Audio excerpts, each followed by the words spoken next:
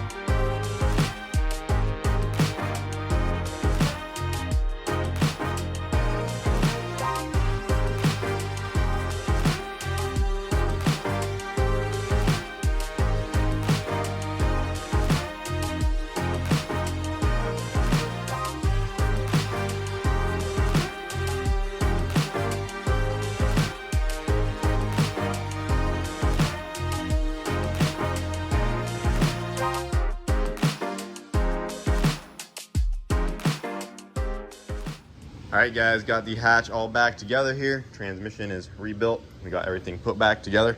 Turns out we took out a bug during sick week. It's a little gross. That grasshopper is done. But yeah, everything's good to go. We're gonna go ahead and fire it up, run this thing through the gears on the lift, and just make sure everything in the transmission sounds and feels good. And the hatch should be back.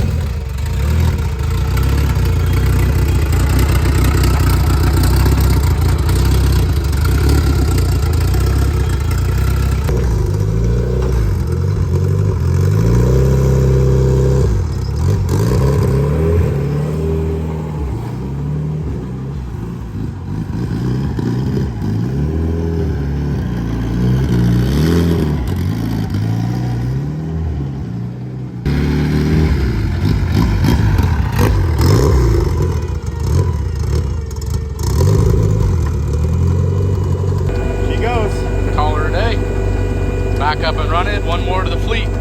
Yeah, I think I'm gonna try to take you down the road real quick, make sure it's good. Sweet.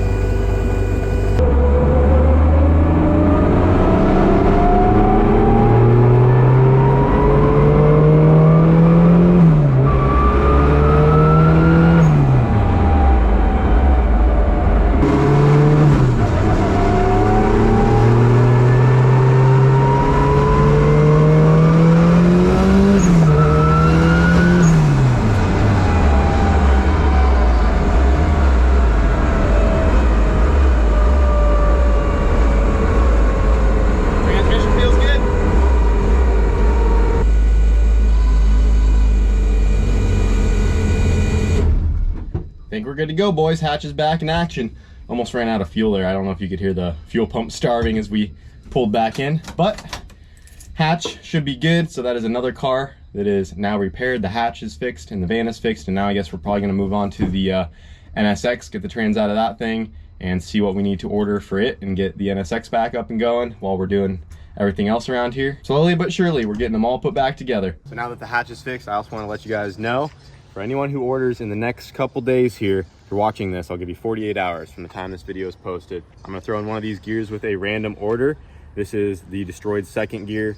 We're gonna keep the input shaft because it makes a nice clutch tool, even though we destroyed it. So we're hanging on to that guy, but we're gonna throw these in some orders. So this is that second gear that went to the input shaft, got it signed, and we got each gear labeled. And then this right here is the third gear set. So you can actually take my third gear from the hatch right here. So I figured instead of throwing these away, we like to give them back to you guys, as you know. So I'll throw these in a random order from now and tomorrow, and you guys might just end up with the gear from the hatch. Well, it is once again race truck update time.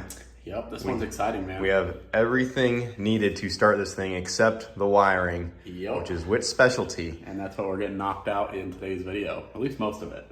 So, starting out, I've already got this harness. Show them what you got here. Yeah. You already got ahead of yourself. I got a little excited and got busy. So, this is the injector harness. It is already good to go. So, this powers all 8 of our injectors. And it also has our wideband O2 sensor plug in it. More on that later, big fancy stuff. But this thing's ready to go, so we can fix this O-ring that I saw was wound up. There we go. Throw this guy down in the engine bay there and plug that guy into this connector right here. Boom, just like that. This guy goes up, plugs into all of our injectors, sort of like so. It's probably not the right one, but you get the point. The injector harness is done. But now we get to work on the main harness, which I've kind of been dreading. It's a lot of wires, a lot of really tedious little things. Yeah, that was the easy one. Super easy, yeah. Like, still a lot of wires, but still took a couple hours to make. Yeah, but not this complicated. One, the next one's going to be a couple days to make. Yeah, so this other harness that I've got to do has like your cam, crank sensors, all of your pressure sensors, fuel control actuator stuff, like alternator, like everything in it. So it's going to be very in-depth on getting that guy made. But got a really nice spreadsheet set out, makes it really easy.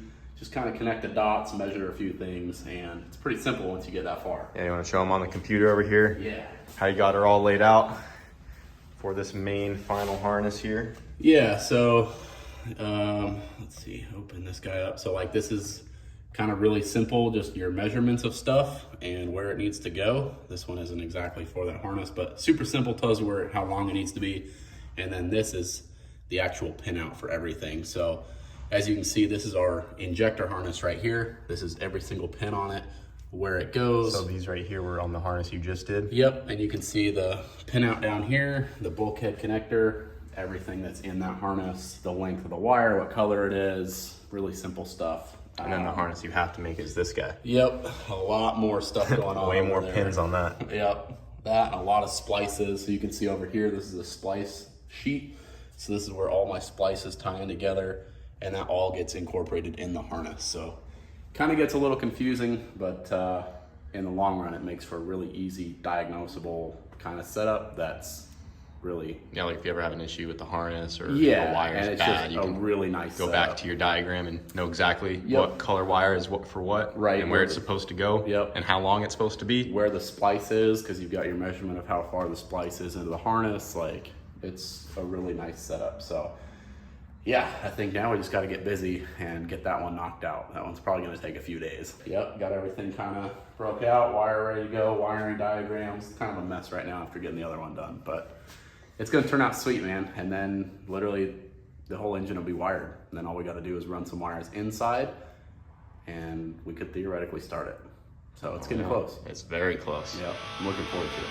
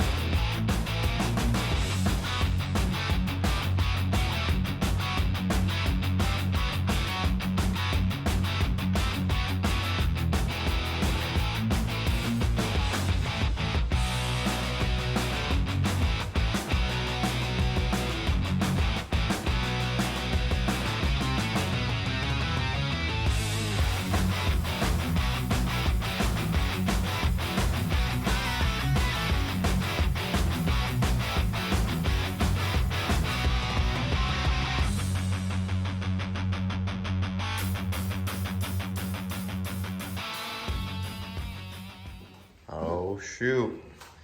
You're getting close. Man, it's coming together. All I got left is this bulkhead, and then the whole firewall forward is wired. Dude, that is looking sick. Got all the plugs on there. Yeah, it turned out pretty good. Taking a long time to do this bulkhead though. Cutting each wire to the perfect length. Well, I know you're being a perfectionist about her here, so. Yep. Freaking 4 days later. Getting everything just perfect, laid out. That is looking so sick. And yeah, like we said before, he already got the other harness done right here. So then that is just the second guy that goes onto that bulkhead there. And then there's still quite a bit to do yet under the dash. Yep. So I still got to wire from the bulkhead to the ECU and the transmission control module, but that's all super easy because it's not individual looms. It's literally just one piece that goes from the bulkhead to the connector, and it's really short. It's like a foot long, so makes it really easy. That shouldn't take any time at all. So this was definitely mainly getting this guy right here. Yeah, definitely the most time consuming piece of it. There she is. Dude, this is the fruits of my labor. Like a whole week of super late nights to get this done, but it turned out awesome. Kind of looks all spaghettied up right now, but this is the complete engine and transmission wiring harness. So this side over here is for all of the engine.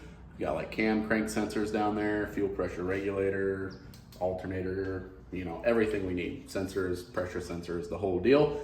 And then this side is for the transmission. So this is actually the valve body, pressure sensors, a couple of them, and then input shaft and output shaft speed sensors. So all incorporated into one loom, one nice bulkhead, plugs right in, super simple, and it honestly turned out really great. This is the first time I ever did Raychem too, so thought it turned out pretty good, all things considered. Yeah, that's big fancy. Yeah. Very nice connectors.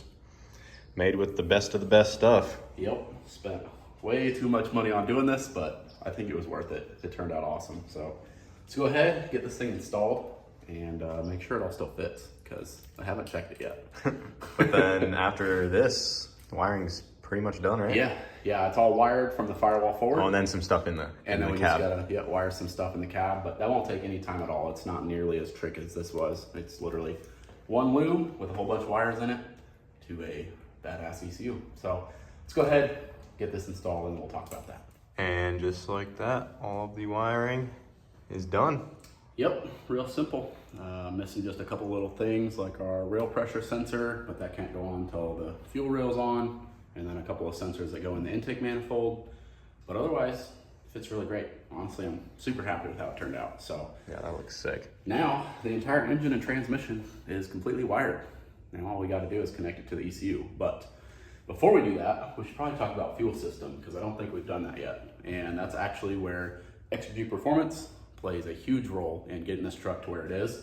So before I had gotten in touch with them, I was gonna run some kind of janky stuff just because diesels are really expensive. I had it, it would work. They actually got in touch with me out at UCC and wanted to get on board with the truck. And originally we were just gonna do a couple little things here and there. And then we got to talking more and more.